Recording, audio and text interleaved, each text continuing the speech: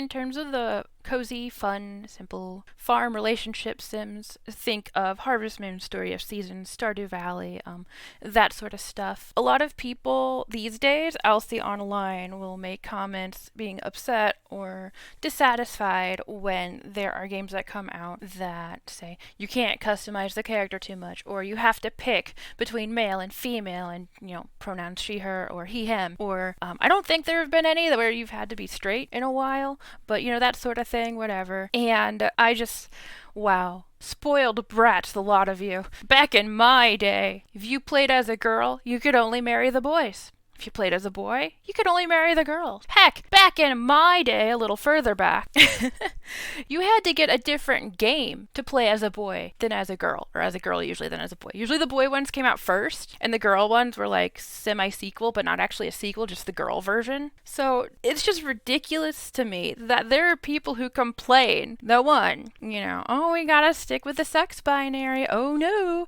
Yeah, I mean, that's kind of realistic, that's kind of how life works overall. I know there's social trends, whatever. And then to get upset that the marriage candidates, and some people have even been upset, they're like, well, that makes all of the marriage candidates bisexual. And it's like, yeah, it's a game, all right? They want to give you the most options you can have for the game.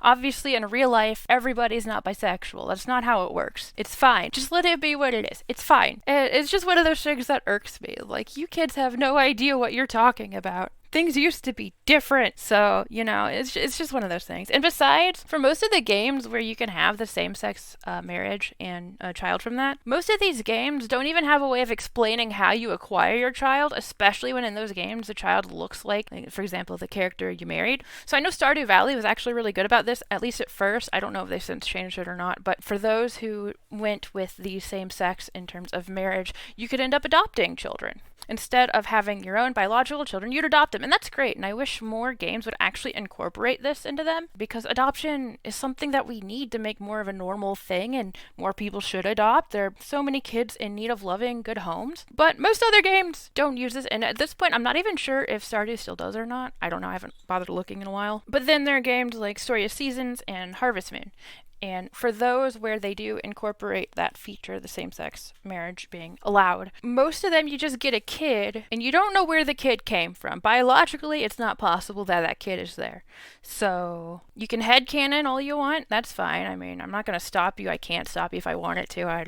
Whatever. You can just ignore it, which I'm sure plenty of people do, because it's a game, you live in your fine little fantasy life. It could be magic, maybe it's magic, who knows. But overall, most of them don't have a way to explain it, and for those of us, who may want that sort of thing, a little bit more realism, because these games aren't totally detached from, realism and how things work in the real world, well, it just leaves you hanging overall. I mean, I know for me personally, in the Story of Seasons, A Wonderful Life remake, my character is a girl, yes, and married Miss Lumina, and, we've got our daughter, and my personal headcanon is that Daryl did some, genetics fun, played with a couple eggs, and that's how we got our daughter Laurel.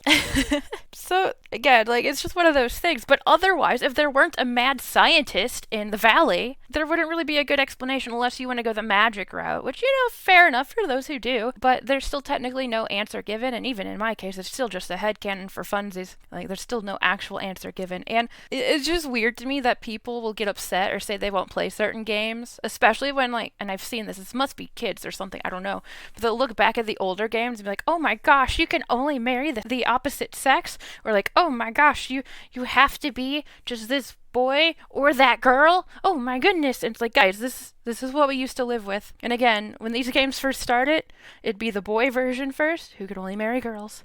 And after that, we were lucky for a little bit if we'd get a girl version, and then when the girl versions finally came, they'd always come after the boy versions. It was years before we finally got them showing up in the same game on its own.